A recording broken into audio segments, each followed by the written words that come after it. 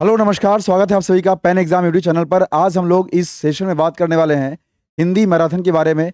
इससे पहले कि हम लोग 4 मैराथन पढ़ चुके हैं, ये आपका 5वां क्लास होगा और अभी तक के जितने भी सीरीज पढ़ाए गए हैं इसमें फोकस करना है आपको कि हर एक क्वेश्चन को बढ़िया से पढ़ करके उसको डिस्कस करना है।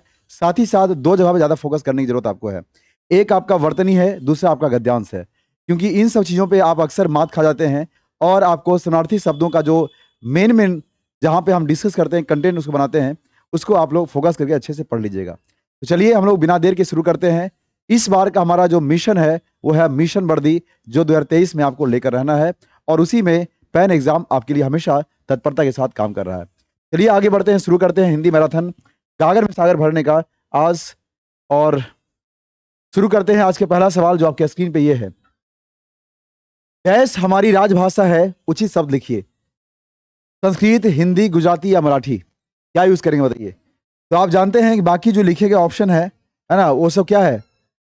गुजराती आपका रीजनल लैंग्वेज क्षेत्रीय भाषा है, मराठी भी क्षेत्रीय भाषा है, संस्कृत प्राचीन भाषा है, जबकि हिंदी हमारी राजभाषा है, जिसका मेंशन, जिसका जो उद्धरण है ये संविधान के अनुच्छेद 343 के का में लिखा गया है ना। तो ये चीज आपको ध्यान रखना है और बहुत सारा सवाल यहाँ से पूछा जाता है, ठीक है। तो चलिए सही इसका विकल्प हो गया ऑप्शन नंबर 2। आगे बढ़ते हैं अगले सवाल की ओर। अगला सवाल में क्या कह रहा है, सबसे पहले इस सवाल को ध्यान से पढ़िए। क्या कह रहा है, दिए गए वाक्य में रेखांकित खंड को प्रतिस्थापित करने के लिए सबसे उपयुक्त विकल्प का चयन करें। यदि इसे प्रतिस्थापित करने की आवश्यकता नहीं है तो विकल्प किसी बदलाव की आवश्यकता नहीं है का चयन करें। यानी जो सेंटेंस, जो लाइन यहाँ पे लिखा गया है, जो वाक्य लिखा गया है, इस वाक्य में जो अंडरलाइन किया हुआ पार्ट है ना, जो रेखांकित किया हुआ पार्ट है, उसमें देखना है कि कोई गलती है या नहीं।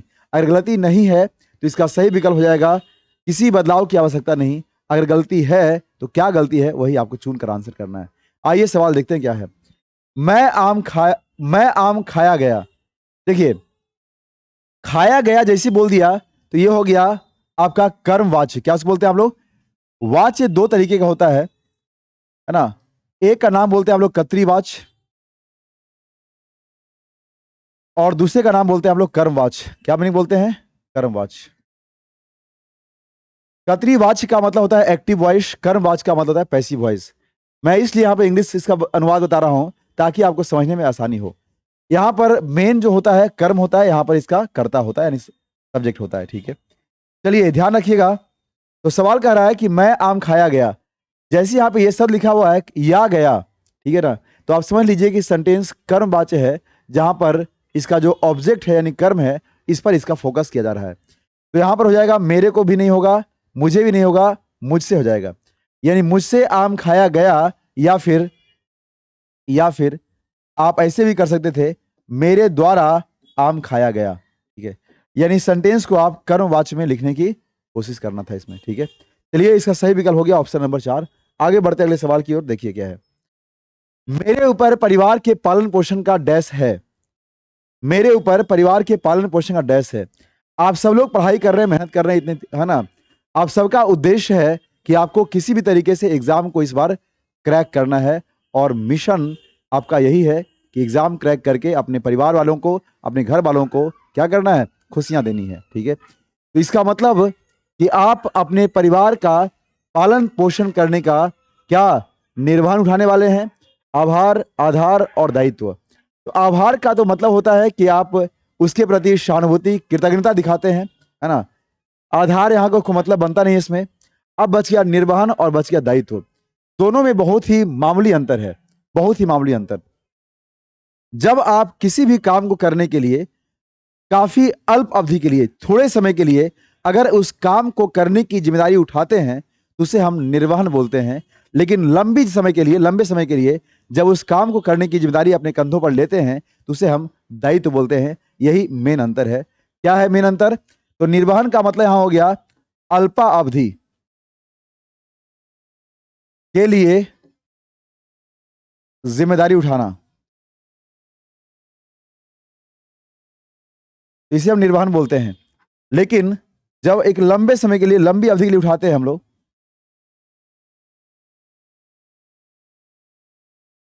लंबे समय के लिए जिम्मेदारी उठाना, इसे हम क्या बोलेंगे? तो लंबे समय के लिए जिम्मेदारी उठाना, इसे हम बोलेंगे दायित्व। ठीक है, तो यही अंतर होता है दायित्व और निर्वहन में। तो बताएंगे कि कोई भी इंसान परिवार का भरण पोषण करेगा तो क्या उसे अल्प अवधि के लिए या लंबे समय के लिए? तो आप कहेंगे सर बिल्कुल लंबे समय के लिए होगा। सही विकल्प इसका हो जाएगा दायित्व। ठीक है, तो यही आपको बहुत मामूली अंतर करना है और बहुत ध्यान से समझना है इन सारे शब्दों को, नहीं तो एग्जाम में आप अक्सर फंस जाएंगे। ठीक है, आगे बढ़ते हैं अगले सवाल की ओर। अगला सवाल आपके स्क्रीन पे ये है।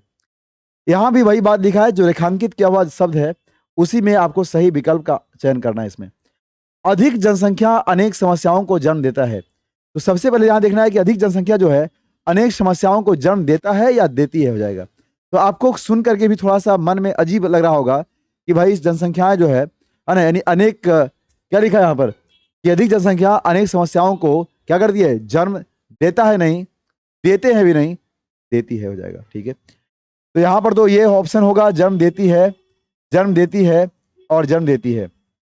अनेक के बाद समस्या कर दिया है, काट दिया इसको, क्योंकि अनेक के बाद आगे क्या होना चाहिए था? बहुवचन होना चाहिए था, समस्याओं होना चाहिए था। तो या तो ये होगा या ये होगा, लेकिन अनेक समस्याओं को जन्म देती है कह रहा है नहीं होना चाहिए, अनेक समस्याओं को जन्म देती है ऐसा बोलेंगे।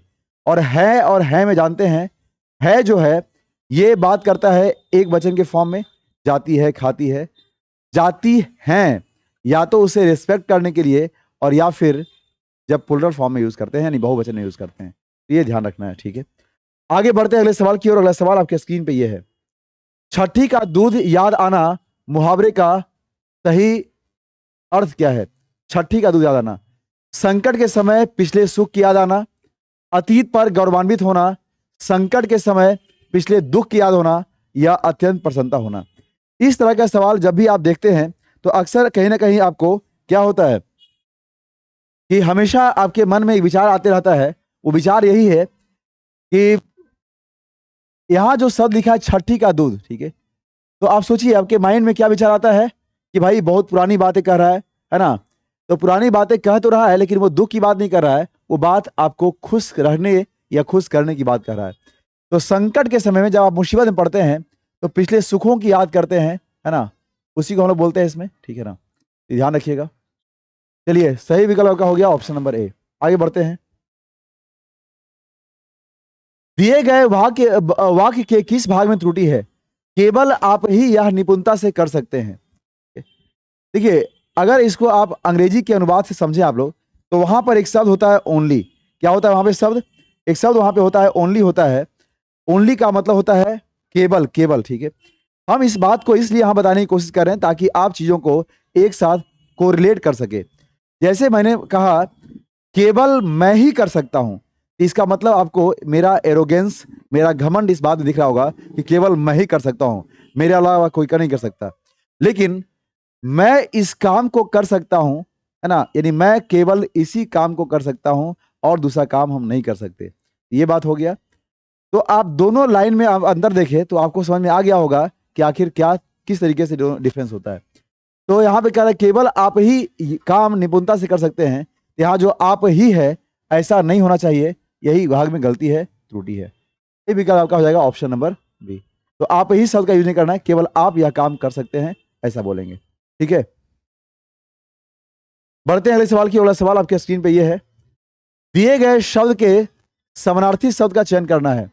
मोल, है ना? तो मोल का मतलब क्या होता है? आप जानते हैं मोल का मतलब होता है कीमत होता है, दाम होता है ना? इसको हम लोग क्या बोलते हैं? मोल बोलते हैं। ठीक है, मोल भाव करना जानते हैं।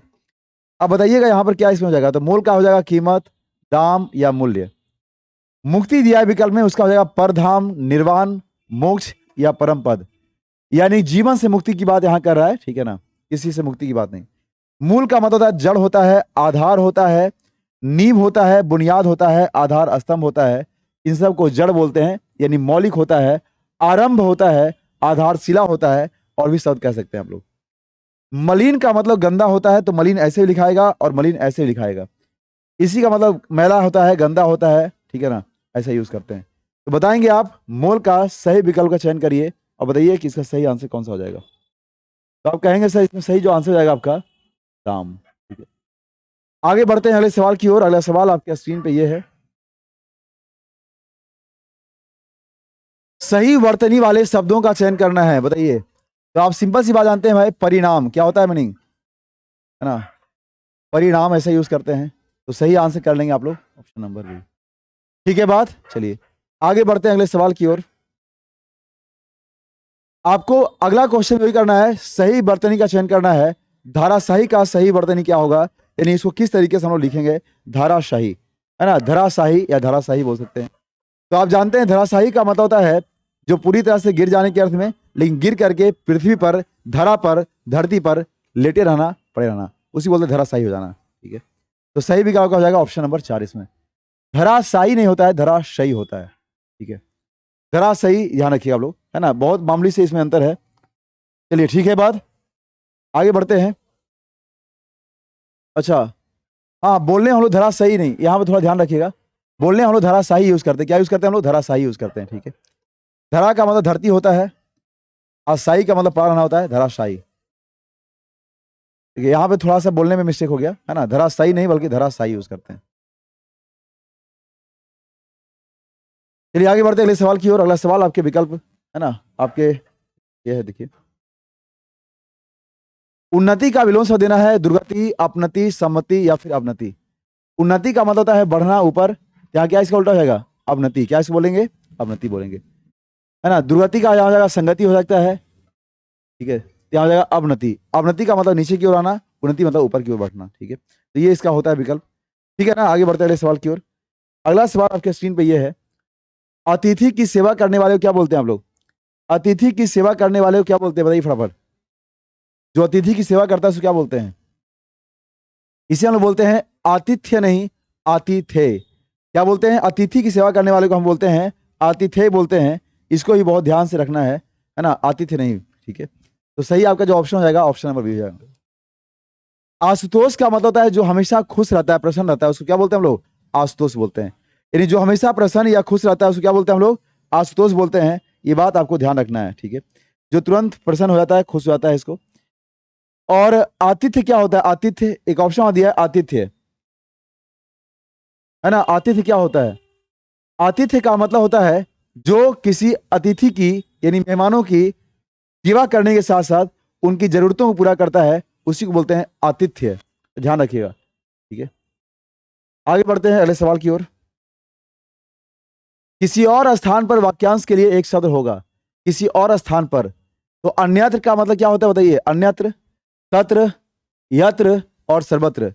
अगर आप उधर से चले आप तो क्या हो जाएगा, सर्वत्र का मतलब होता है सब जगह, है ना। क्या होता है इसका मतलब, सब जगह होता है। तत्र का मतलब वहां होता है, यत्र का मतलब यहां होता है, और अन्यत्र का मतलब होता है कहीं भी, यानी जहां कहीं भी। ठीक है, तो आप चाहें तो लिख भी सकते हैं इसको। तत्र का मतलब वहां, यत्र का मतलब यहां, सर्वत्र का मतलब होता है सब जगह।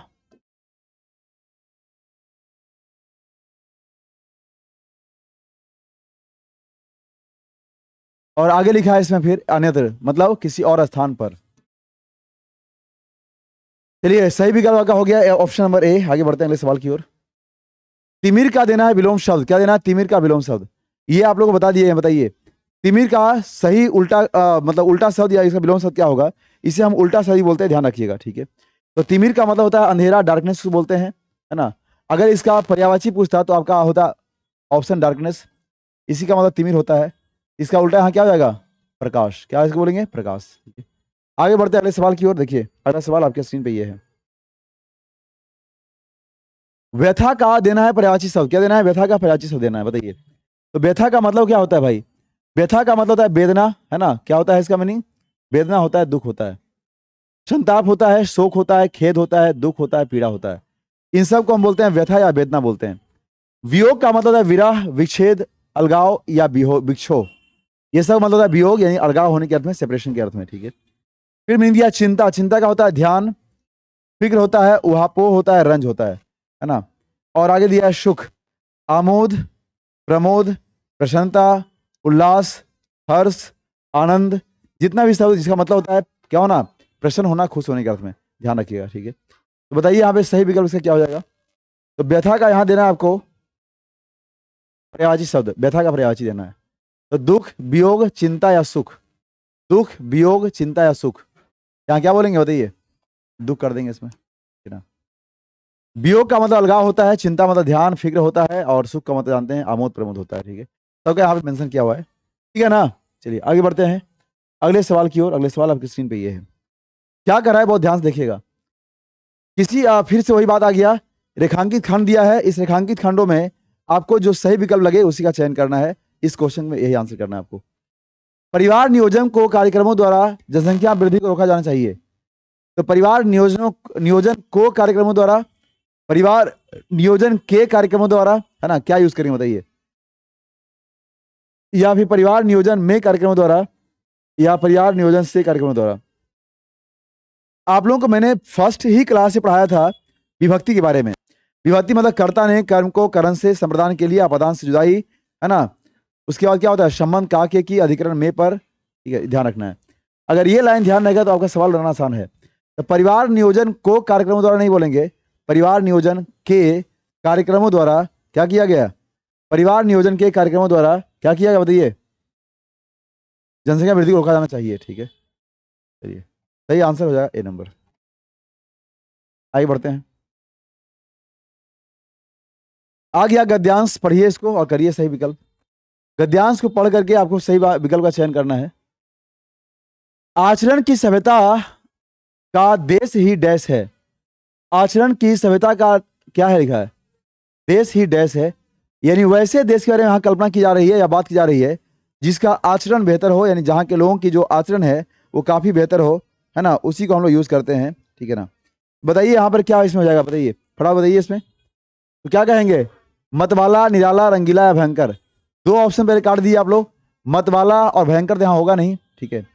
नेगेटिव वर्ड यहाँ दिया है, रंगीला यहाँ पर भी नहीं करेंगे क्योंकि ये भी नेगेटिव वर्ड में आता है, ठीक है ना। तो सही आंसर का चयन क्या करेंगे आप लोग बताइए? निराला, क्या करेंगे? निराला। उसमें ना शारीरिक झगड़े हैं, ना मानसिक, ना आध्यात्मिक। यानी आचरण वाले में जो है ना तो शारीरिक झगड़ा है, ना मानसिक, ना आत्मिक है, ठीक है। क्या करा उसके बाद, ना आध्यात्मिक। उसमें विद्रोह है, ना जंग ही का डैश है। तो जंग ही का क्या संकेत है, नामो निशान है, लक्षण है, चित्कार है। तो आप जानते हैं जब किसी भी चीज पर किसी चीज का कोई मेंशन नहीं होता है, जिक्र नहीं होता है, उसे हम मेंशन या जिक्र या उल्लेख नहीं बोलते, उसे सीधे बोलते हैं नामो निशान, ठीक है, नामो निशान। वही करा है, ना उसमें विद्रोह है, ना जंग का ही नामो निशान है, और ना वहां कोई ऊंचा है, ना कोई ऊंचा और ना कोई क्या, नीचा, ठीक है। ऊंचा का यहाँ पे विपरीत पूछा है, यहाँ पर ना कोई ऊंचा नेगेटिव में, तो ना कोई नीचा। ना कोई वहां धनवान है और ना कोई वहां, सही है, क्या करेंगे? ये भी कर लिया आंसर। देवता, निर्धन, वीर या बलवान। तो आप जानते हैं धनवान का विपरीत क्या होता है, बोलिए? ठीक है, वहां प्रकृति का नाम नहीं, वहां से तो प्रेम और एकता का। सोचिए, आचरण की जो सभ्यता है वहां से प्रकृति का नाम नहीं कर रहा है, वहां से प्रेम और एकता क्या होता है, कैसे राज होता रहता है। अखंड, संपूर्ण, खंडित या कृत्रिम। अखंड, संपूर्ण, खंडित या कृत्रिम, बोलिए? अखंड, संपूर्ण, खंडित या कृत्रिम। तो आप बोलेंगे, क्या बोलेंगे, कि जैसे ही प्रेम और एकता को एक साथ मिला दिया है, इसका मतलब है कि वहां क्या करेंगे, उसका अखंड राज्य बन जाएगा। क्या बन जाएगा उसका, अखंड, ठीक है। ये ध्यान रखना है। चलिए उम्मीद है आगे, है ना, समझ में आ रहा होगा सब। बढ़ते हैं आगे। विद्युत का देना है पर्यायवाची शब्द। विद्युत का मतलब क्या होता है भाई, बहुत ध्यान से पढ़िए। विद्युत का मतलब वही जो तड़ित, जो बादल गिरती है, सॉरी बादल गिरती है यानी बिजली जब चमकते हैं तो उस समय जो गिर जाता है ना, उसको बोलते हैं तड़ित, ठीक है। क्या होता है इसका फुल फॉर्म, क्या देखिए पर्यायवाची शब्द। विद्युत का हो जाएगा चपला, और देखिए चंचला, धनप्रिया, दामिनी या तड़ित। क्या हो जाएगा विद्युत का, चंचला, चपला, धनप्रिया, दामिनी या तड़ित बोले इसको। वनिता का होता है औरत, नारी, अबला, महिला, स्त्री। और आपगा यानी अपागा, जिसको आप नदी बोलते हैं, है ना, तनुजा इसका है, शरीत है या तटनी है, ठीक है। ये इसका मेन पार्ट इसमें है। तो ये चीज आपको ध्यान रखना है, ठीक है ना। तो बताइए विद्युत का पर्यायवाची शब्द यहाँ क्या हो जाएगा, कर लीजिए आंसर, चपला, ठीक है। आगे बढ़ते हैं अगले सवाल की ओर। सही वर्तनी वाले शब्द का चयन करेंगे तो कैसे लिखते हैं भाई कृपया आप लोग, है ना। कितना आसान सवाल दिया, जरा पूछिए आप, ठीक है। आगे बढ़ते हैं अगले सवाल की ओर। जो सवाल आसान हो करते आगे बढ़ते आना है। शिकारी का देना है समार्थी शब्द, मिल गया, ठीक है ना, या मिर्गाया, ठीक है, लिखा उसके बाद अखेटक, अखेट और अहेर। अखेटक, अहेर और अहेर के बारे में बात किया है ना। तो आपको इसका सही विकल्प ढूंढने की कोशिश करना है। इसका सही विकल्प क्या हो जाएगा, क्या करेंगे इसमें सही आंसर, ठीक है। तो आप जानते हैं कि जो शिकारी होता है ना, उसे हम आखेटक बोलते हैं। क्या उसको बोलते हैं, आखेटक। और जो शिकार होता है, जिसे शिकारी शिकार कर देता है, उसी को बोलते हैं हम लोग क्या, आखेट, ठीक है। ये ध्यान रखना है। यहाँ पर क्या हो जाएगा, शिकारी का आखेटक। आगे बोलिए।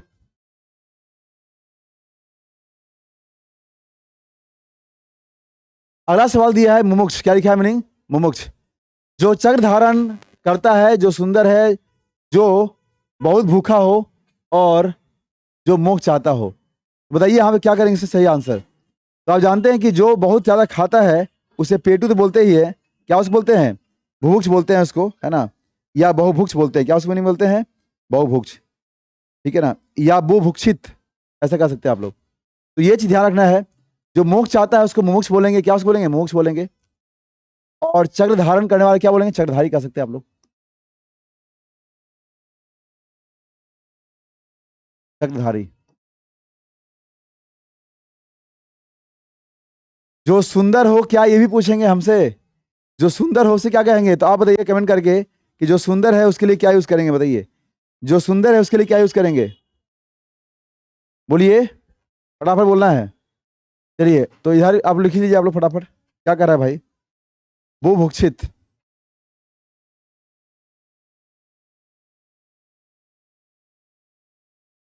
जो मुमुक्षु कह सकते हैं।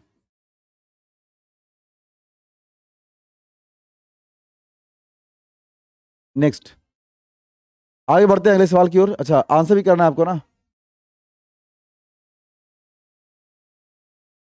चलिए आगे बढ़ते हैं। क्या बात है, बहुत बढ़िया सुंदर क्वेश्चन दिया है। हुक्का पानी बंद करना, पढ़ाई लिखाई कर लो भाई मन से, नहीं तो नौकरी करने लगेगा तो घर से हुक्का पानी बंद हो जाएगा। बताइए हुक्का पानी बंद करने फ्रेज का क्या मतलब है। हुक्का पानी बंद करने का मतलब यहाँ क्या है, बताइए फटाफट। हुक्का पीना, चकित करना, डर जाना, जाति से निकाल देना। तो अभी हमने बताया ना कि अगर आप जॉब नहीं करेंगे तो घर में हुक्का पानी बंद हो जाएगा। इसका मतलब घर से आपको बाहर निकल जाएगा, मतलब जाति समाज से बाहर निकाल दिया जाता है, उसको बोलते हैं हुक्का पानी, ठीक है। बहुत सुंदर क्वेश्चन था। आगे बढ़ते हैं। अगला सवाल आपके स्क्रीन पे ये है, सेवा डैश करनी चाहिए, निस्वार्थ, स्वार्थ, सजग या आलस। तो जानते हैं सेवा भाव जो है वो कैसा होना चाहिए, निस्वार्थ होना चाहिए। तो सेवा निस्वार्थ भाव से करनी चाहिए, इसमें कोई स्वार्थ नहीं हो, ठीक है। जो सब काम अपने भरोसे पे करता है उसको क्या बोलते हैं, जो सब काम अपने भरोसे पे कर लेता है उसको क्या बोलते हैं, परावलंबी, मतलब जो दूसरों पर निर्भर करता है। पराधीन, जो दूसरे के अधीन हो, है ना। ये परा मतलब होता है दूसरा, धीन का मतलब अधीन, जो दूसरों के अधीन हो।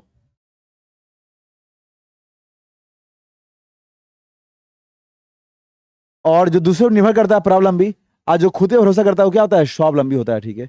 और स्वतंत्र तो आप जानते हैं, काफी आसान दिया है सर, ठीक है। आगे बढ़ते हैं अगले सवाल की ओर। अगला सवाल आपके स्क्रीन पे ये है। मेरे साथ केवल फटाफट आपको आंसर करते चलना है, क्योंकि ये जीडी का लास्ट मोमेंट रिवीजन कर सकते हैं आप लोग मोटा मोटी, है ना। क्योंकि 20 दिन समय रहो बचे हैं, आपको मन से पढ़ाई करना है, सारे मॉक टेस्ट पढ़ना है, प्रीवियस से क्वेश्चन लगाने हैं, उसका रिवीजन आपको यहां से करना है, ठीक है। गले को प्राधीनता की बेड़ियां पड़ी रही हैं, गले को प्राधीनता की बेड़ियां पड़ी रही हैं, बताइए इसका सही विकल्प क्या चयन करेंगे आप। गले को प्राधीनता की बेड़ियां पड़ी रही है या पड़ी रही हैं, क्या बोलेंगे, क्या बोलेंगे बताइए। तो गले को पड़ी रही है या गले में पड़ी रही है, जंजीर कहाँ बांधते हैं, गले को या गले में। तो आप कहेंगे सर गले में, यहां हो जाएगा, ठीक है।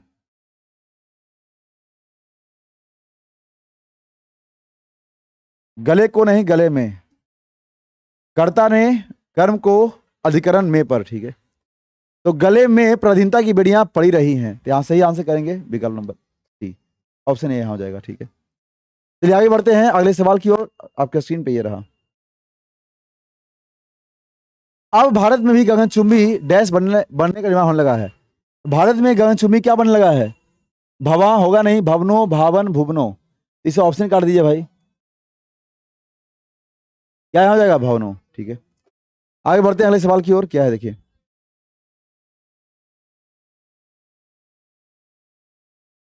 फिर से वही बात है, झूठ बोलना उसकी आदत बन लीजिए, झूठ बोलना उसका नहीं जी, उसकी आदत बन गई है ना। ये सब लिंग जो है ना, जेंडर, इसको बहुत ही ध्यान से समझ के आंसर करने की जरूरत है। झूठ बोलना जो है मतलब टू टेल ए लाई, ठीक है ना, क्या है, इज माई हैबिट या इज हिज हैबिट या इज हर हैबिट, तो उसकी आदत बन गई है। आगे बढ़ते हैं अगले सवाल की ओर, बताइए, कौन सा विलोम युक्त सम्मिलित नहीं है।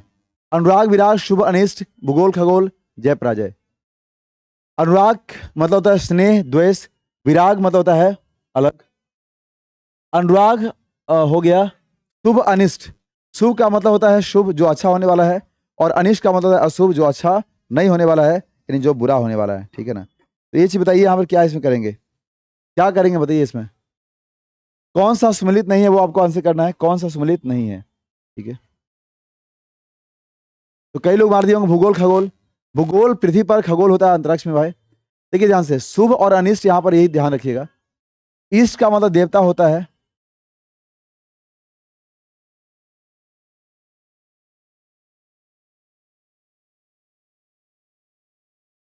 ना।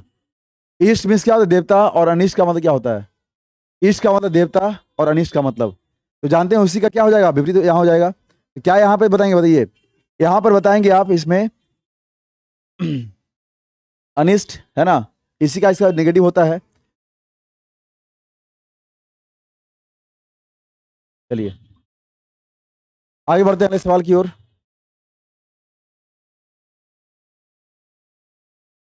3 वर्षों में होने वाली रेखांकित क्या लिखा है, वाक्यांश के लिए एक शब्द का चयन करिए। तो 3 वर्षों में जो होता है उसको क्या बोलते हैं, वार्षिक, त्रैवार्षिक, मासिक या अर्धवार्षिक।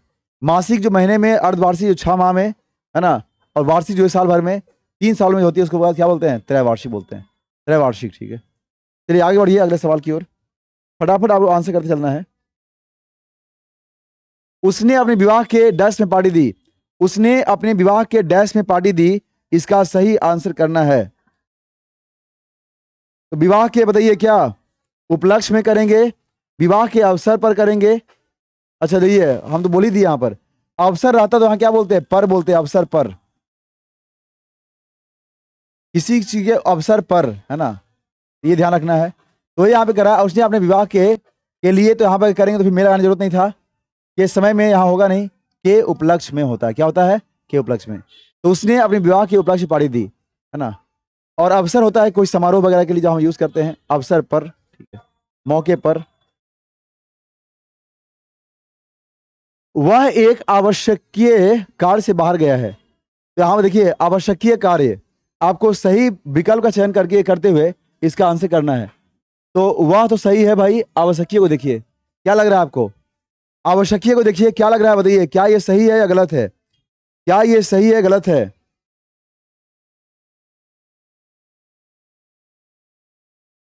तो आपको लगेगा कि बिल्कुल गलत है सर, है ना, आवश्यकीय कार्य यहाँ कैसे करेंगे आप, तो यही आपका सही आंसर हो जाएगा, ठीक है ना। ठीक है, बात आगे बढ़ते हैं, क्यों ऐसा हो जाएगा, क्योंकि वह एक आवश्यक कार्य से बाहर गया है, आवश्यकीय करने की जरूरत नहीं है यहाँ पर, ठीक। इसको इंग्लिश में बोलते हैं नेसेसरी,